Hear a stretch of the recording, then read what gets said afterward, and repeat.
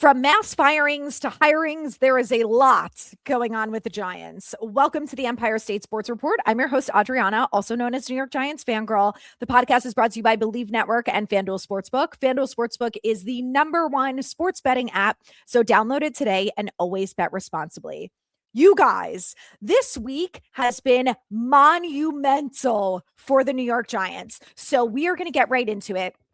But first, please subscribe wherever you're listening or watching this podcast. I'm trying to get to 10,000 subscribers by the end of March before the draft hits. So please subscribe to the pod. It's free, doesn't cost you anything, or subscribe to wherever you're listening. Now, let's get into it because chaos. Okay, let's start with the press conference on Tuesday by John Harbaugh. I have some quotes. I'm sure you guys probably have heard a lot about this by now, so I will make it quick because at the end of the day, quotes are quotes, the press conferences, whatever. No one cares until we start winning football games. But I will say I like his attitude and I like a lot of the things that he had to say. Number one, he wanted to be here. He said, this New York Giants job, I wanted to be here. I know this franchise is iconic. He said, my parents have also told me how iconic it is. My dad told me they're not the New York Giants. They're the New York Football Giants. His dad was a great selling point in this whole situation. His wife did an exclusive interview with the New York Post Sports, and she said that she knew about the history of the Giants, and she just knew that when he got that call, that was it, that he was going to the Giants and nowhere else was going to compete. And she said he couldn't believe that the Giants were even interested in him in the first place. So obviously it all worked out. It maybe was meant to be. And he's more than happy to be the New York Giants coach. I don't think he's even blinking about the fact that the Bills job has opened up. And I certainly don't think he's interested after everything that just happened during their press conference, because, oh my God, ownership in the NFL, I swear, has gotten worse by the day. Like, I don't know what these people are doing, but like, seek help because you suck at your job. Anyway, all right. So couple other things from him. He said, they say New York is a different kind of place. I would say that's probably true, man. It's incredible. Seeing the players here gets me excited and it's an honor. So obviously he's very excited to be here.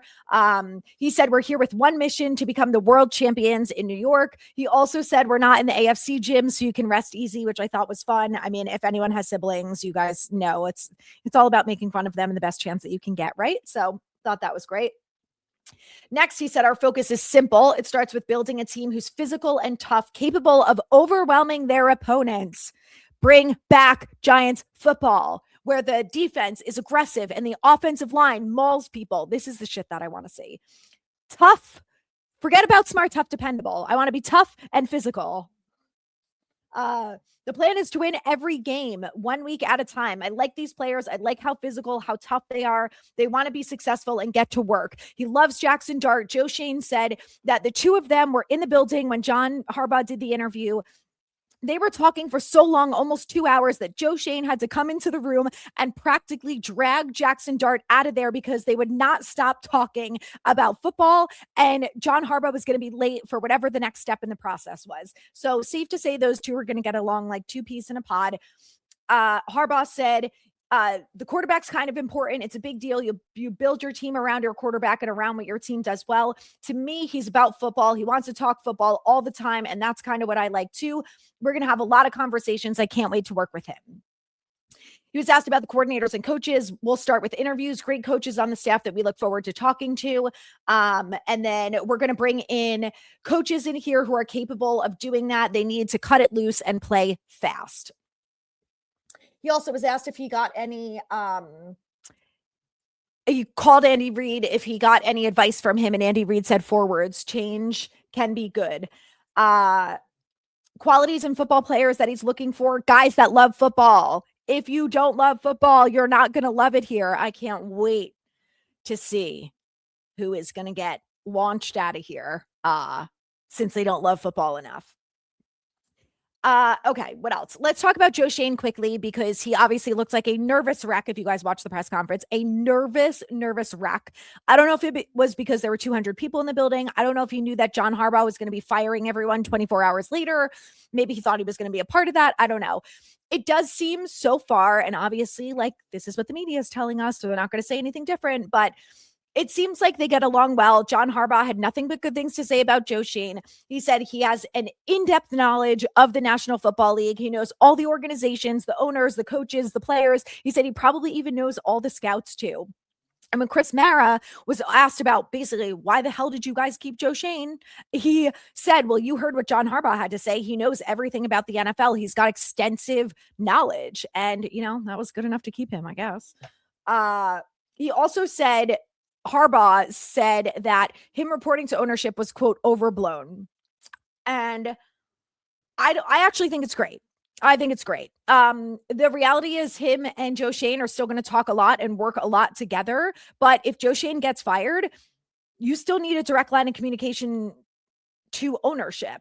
At the end of the day, like Harbaugh said, John Mara is the boss, and he's not wrong. John Mara is going to be the one who fires him and not Joe Schoen, just like John Mara and Steve Tisch were the ones who fired Brian Daboll, not Joe Schoen. So I think it's fine. And I think it's also great because look at what John Harbaugh is doing already. So with that being said, we are going to talk about the firings because, oh my God, I knew that this whole contract process obviously was taking a while because he wanted everything in writing. And I get why he wanted it in writing. And Chris Mara even said that it took his brother John until Saturday during the whole negotiation process to finally agree that it was time for change and he was willing to let John Harbaugh report directly to him and make structural, quote, structural changes. Well, we have seen in the last 24 hours that there have been some structural organizational changes indeed. Starting with Kevin Abrams, who has been with the organization since 1999. He has made it through 4 different GMs, 100 head coaches at this rate, and he has survived every single one. Not only has he survived every single one, he's gotten promoted. His most recent title was the Senior Vice President of Football Operations, and I think they called it Global Strategy. Hold on, let me pull it up for you right here. I got it. Football Ops. Senior Vice President of Football Operations and Strategy. Kevin Abrams is no longer. The Giants and him have agreed to part ways. I am mostly shocked at the fact that the Giants are actually doing it. You know what I mean? Like, there's been so much talk around the Giants have to do this. They have to get rid of the people who are there just because they're related to the owner or nepotism or just because the Giants don't want to fire them or they're friends with them or whatever. That's not a good reason to keep someone on board when your organization has been falling off a cliff for the last decade. So I'm surprised that I am witnessing this with my own 2 eyes because I generally thought that I am never going to see this in my lifetime because we all know the Giant way, how they go about things and the way that they've gone about things for so long. And the first firing is Kevin Abrams. Wild. The thing that I never understood about Kevin Abrams is that he was so well known about being great dealing with the cap, and yet he allowed Dave Gettleman to get us in cap hell. So I will never understand how that fully went down or what happened there, but he was a part of all of that, Kevin Abrams. So I think it's great. It's time to move on. He's obviously been with the organization for a long time. A lot of reports that he's well respected. We know everyone is well respected coming from the Giants, right? But we suck. So you can be well respected and maybe not great at your job, right? I don't know. So anyway, we're moving on from Kevin Abrams. What I'm curious to see now is how they manage this, right? Do they replace Kevin Abrams? Is that position no longer? Is John Harbaugh going to take some of the duties and Joe Schoen is going to take the other duties? Like, it's going to be very fascinating to see how this all shakes out. Okay, so today's Thursday, right? So last night, they fired Kevin Abrams. And then today, we get the announcement that Ronnie Barnes, who has been the head of the Giants medical staff since, I believe, 1976 or 1980. Either way, it's been over 40 years. This man is 73 years old. He has been the head of the medical staff. He's well respected. Again, with everyone's well respected in the Giants building. We get it. That's fine. It doesn't mean that they're amazing at their jobs. He's been here for a very, very long time. And he's now going to be still part of the medical staff, but he is not going to be doing what he was doing. And I know that change is scary for a lot of people. And I imagine that for someone like John Mara, he is partially horrified, but obviously was included in all of these discussions. And I think he's realizing that, like, you have to make changes because obviously what you've been doing is not working. And that's it. That's the end of the discussion. You're willing to make changes at the head coach position for years and years and years. You're willing to switch up the GM, but you're not willing to do anything else differently. And where has that gotten us? Bottom of the barrel of the NFL. So I am sure this is not easy for John Mara, especially as he's going through a cancer battle. He loves Ronnie Barnes. He is very, very close to the family. He was around Wellington Mara when he was sick and dying. He was part of everything. He's probably seen every single thing that has gone on with the Mara family. I saw one of the reporters said that he was like the Mara's 12th child. So I imagine that this is very tough. But John Mara is obviously on board with it, or else he would not have hired John Harbaugh and he would not have agreed to that, and he would be coaching elsewhere. So I give John Mara a lot of credit that not only as he's fighting this cancer battle, he's also watching his organization and what he thought, I think he built well, is being proven that that's not the case. And I think it's a good thing. I do. I really do. So, we're going to find out soon enough whether or not it works in our favor. But obviously, what we've been doing has not been working. And I think that was just enough for John Mara to be like, I'm really ready for change. And I'm happy that he went through with it because, like I said, I really didn't expect this to happen in my lifetime. So those were the big firings. Now, I am expecting more to come down the pipeline when we look at the organization of this franchise, the football operation. So Brandon Brown is the assistant general manager. I'm going to assume that he's going to stay on board if they're keeping Joe Schoen, but you never know. The questions that I have next are for the player personnel department. For guys like Tim McDonnell, who's the director of player personnel, who is John Mara's nephew, who has been with the Giants and who has gotten promoted time and time again, who has been the director of player personnel, I believe, since 2013. We all know what this team has been like since then. Again, it's not only on him, obviously, but it's a part of it. Everything is a piece of it. Chris Rossetti, director of pro scouting. He's been here a long time. Dennis Hickey, assistant director of player personnel. These guys who were all on Hard Knocks, who we all saw, were all well respected. That's fine. Will we see change in all of those positions? I don't know, but it could be happening. So we're going to have a lot more to discuss too. So stay tuned for all of that. But in the meantime, there have been a couple hirings and there's been some information about coordinators. So let's get into that now. Just a quick reminder, the podcast is brought to you by Believe Network and FanDuel Sportsbook. Real quick, I want to talk about the upcoming AFC and NFC championship. Patriots at Broncos, Sunday at 3:00. If there's one thing we know about the Patriots, they're not so great against backup quarterbacks. And Jarrett Stidham has the opportunity to pull an Eli Manning and a Nick Foles and to do the funniest shit ever. And Jarrett Stidham, my guy, I am rooting for you so hard. So hard. The Pats are obviously the favorite here because of Jarrett Stidham. Minus 235 to win. The Broncos are plus 194, and the spread is 4.5 points on FanDuel. I really want the Broncos to win. I don't like the Broncos. My husband is from Massachusetts. We lived there for 3 years. They have all become insufferable in 1 second in this year, and I cannot deal with them again. I lived there. I was there from 2017 to 2020, the height of Tom Brady and the Super Bowls, and I can't do it. Broncos, just for one more week, you can get your ass whooped in the Super Bowl. That would make me thrilled. But next up, we've got the NFC Championship at 6:30. This is going to be a hell of a game. The Rams at Seahawks. The Seahawks are the favorites at home, minus 138. The Rams are plus 118. The spread is 2.5 points. The Rams have won their 2 road games in the postseason by 3 points. So the spread being 2.5, they're trying to get you. Watch out for that. But the Rams and the Seahawks games, when they've played each other this year, I believe have also only been around a 3-point or less spread. at the end of the game. So fascinating. I'm rooting for the Seahawks. I'm rooting for Julian Love. I'm rooting for Leonard Williams.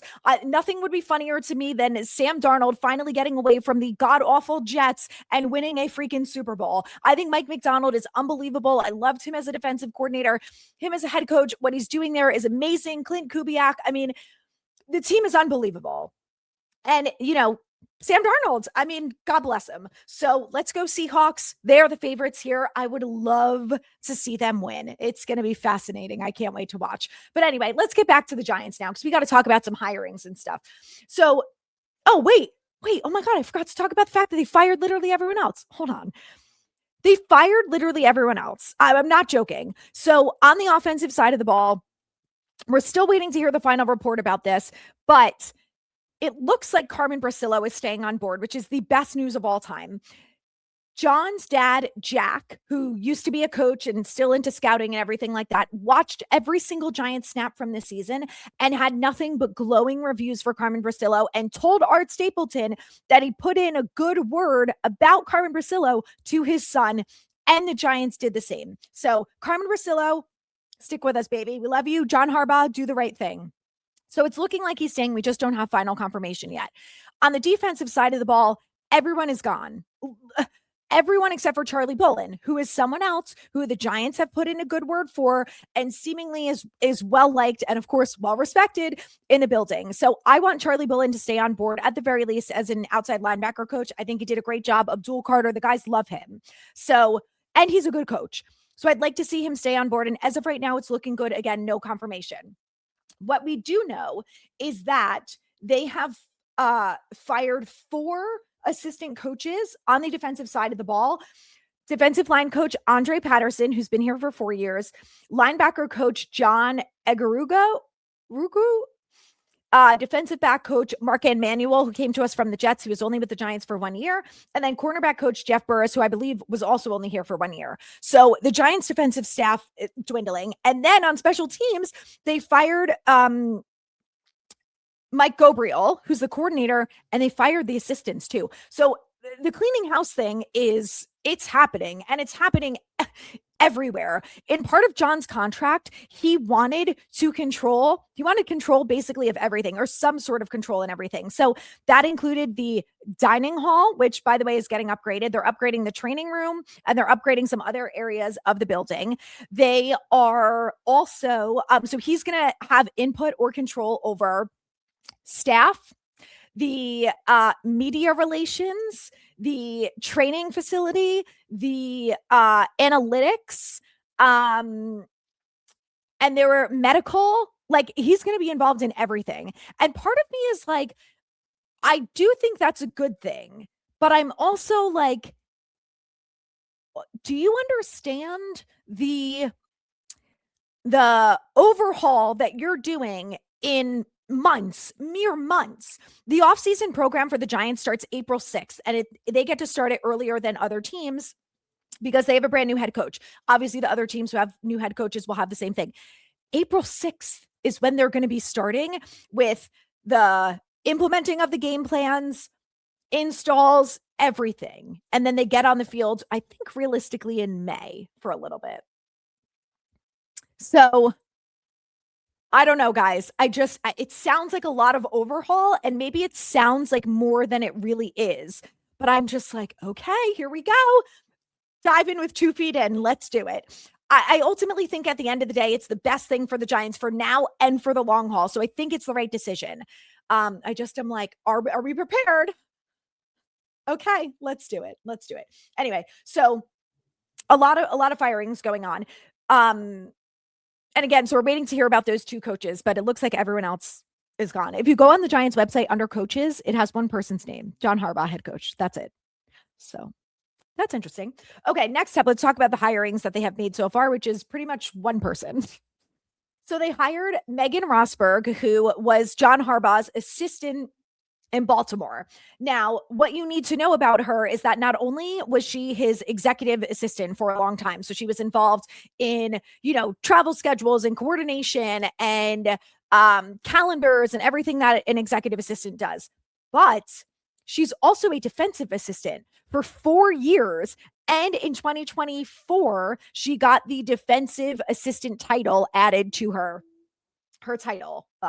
But she has been working with, on the defensive side of the ball, the defensive line and linebackers. So she's going to come in with experience there too, which could be an awesome thing. So that is the first hiring that they have made. Obviously, first one to come on over.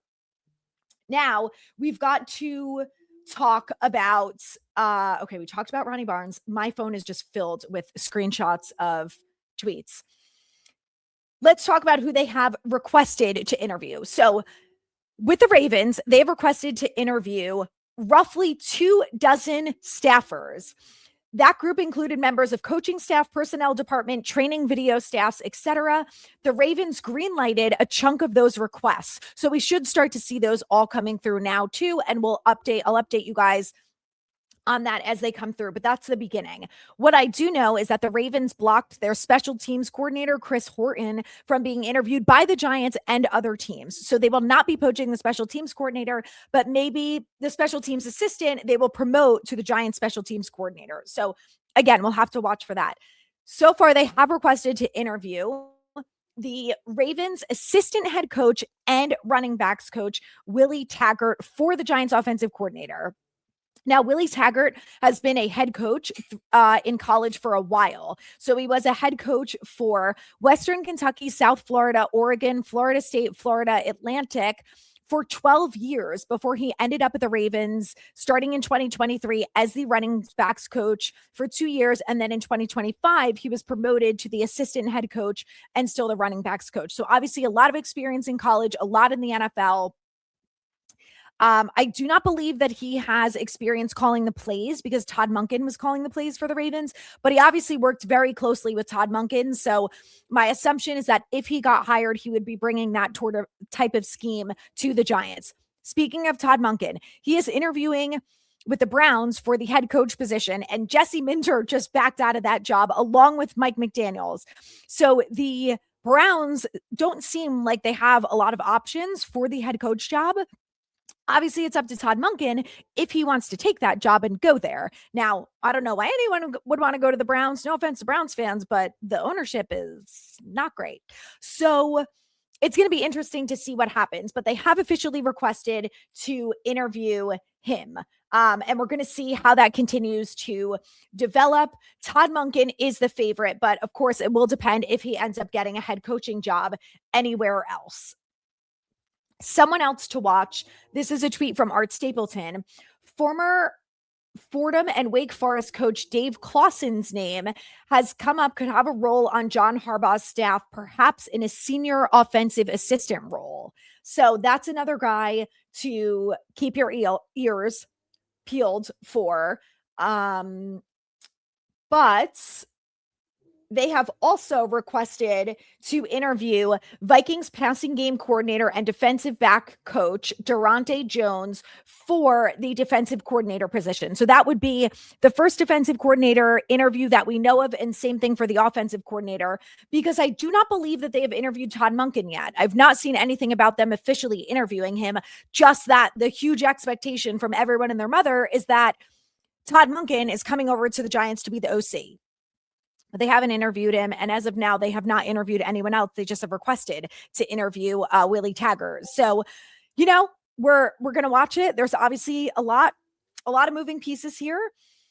Let me think real quick if there's anything else that we need to talk about.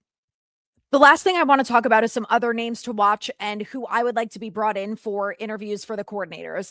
With the offensive coordinator, I really think they should bring in Cliff Kingsbury. Obviously, he has a really good experience working with Jaden Daniels. Jaden Daniels loved him.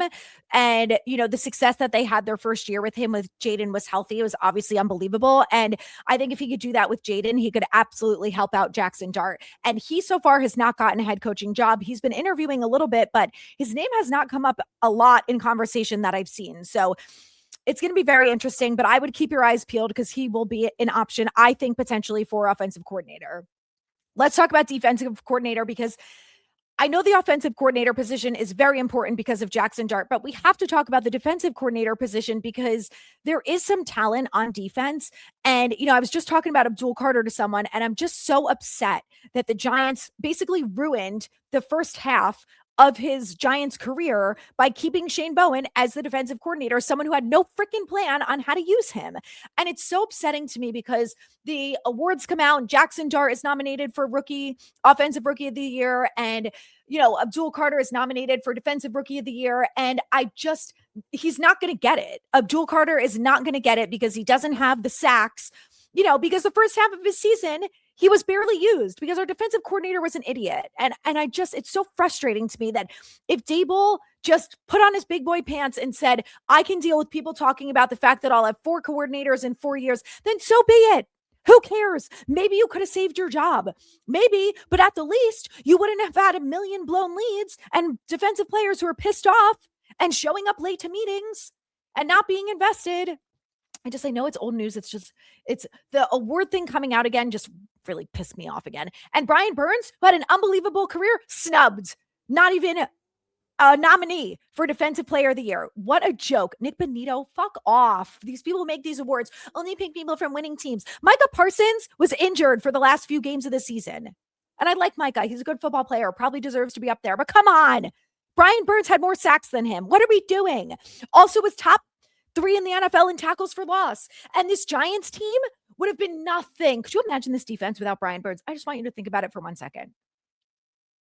Would be an absolute fucking nightmare. And we would have lost every game by 100 points if it wasn't for Brian Burns. So disgrace, absolute disgrace that he was snubbed and not picked. But anyway, you know who would really help out Abdul Carter and Brian Burns? Jim Leonard. Jim Leonard is my number one choice for the defensive coordinator. I need the Giants to hire him immediately. Now, he is currently an assistant coach for the Broncos defense. So, I mean, maybe we should be rooting for the Patriots to win so he can leave sooner and come over to the Giants. But he has a lot of experience with the Wisconsin Badgers. He's known for developing linebackers.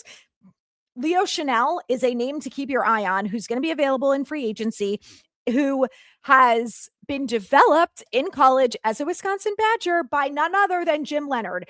And if he can do that with Leo Chanel and bring him over here, if they cut Bobby O and clear up that cap space and bring him in, and let's say they draft Sonny Styles. Oh my God. I can't even think about it because I'm like, the Giants are going to ruin my life if they don't hire him. So I really need them to do it. He's going to have a more exciting defense. It's going to be more pressure and more blitzes. And oh my God, like I said, I don't want to get too excited about it, but Jim Leonard he's the guy. Next up is Anthony Weaver, who's been a name that has also been thrown around a lot. He worked with what's his name? Jim Harbaugh. He also worked with Javon Holland. So when he was with the Dolphins, that was when Holland was at his best. So I think that would be a great thing for our safeties who obviously need some improvement next year. He could really help out there. And then think about if they get Caleb Downs. So I think there are some good options for defensive coordinator. Obviously they are interviewing the other guy that I mentioned. Those are my top guys. I love Jim Schwartz too. I just don't think he's going to be available. He's interviewed twice for the Browns head coach job. They could promote him. And unless he gets fired, like let's say the Browns hire someone else from outside the organization to be their head coach, maybe they will fire Jim Schwartz and then he'll be available. But I don't see him making a lateral move to the Giants to stay on, like to stick with being a defensive coordinator. I feel like he's going to end up the Browns head coach and I don't love that, but it is what it is. So those are really, I think, the top names for me for defensive coordinator. I will throw Rex Ryan out there because he's also been a popular name. John Harbaugh told T.E. Barber that he is still very much in touch with Rex Ryan and that the game has not passed Rex Ryan. He's still very involved. He watches a lot of film. He's, knows what to do if he had to end up being a coach again. So he could be an option. I would say never there. They might bring him in for an interview at least. When it comes to someone I will say never to is Wink. And 2 reasons. Number 1, he left the Giants on bad terms. And number 2, him and John Harbaugh did not end on good terms. And Wink is the common denominator there. And I just don't think that there's going to be any opportunity for him to come back here. So those other guys are obviously my preference. Jim Leonard, ride or die, let's go. Would love it for him. But we'll see. So I'm going to the Senior Bowl next week, guys. Very, very excited. On Tuesday or Monday, I haven't decided yet, I will have an episode out for you with a former New York Giants staffer who's going to give us some tea on the organization, on Dave Gettleman, what happened with the OBJ trade, Daniel Jones's rookie year, Saquon Barkley, the whole thing. So make sure you tune in for that next week. And then at the end of the week, we will talk all things Senior Bowl, draft picks, etc. So stay tuned for more. Thanks for listening. Go Giants.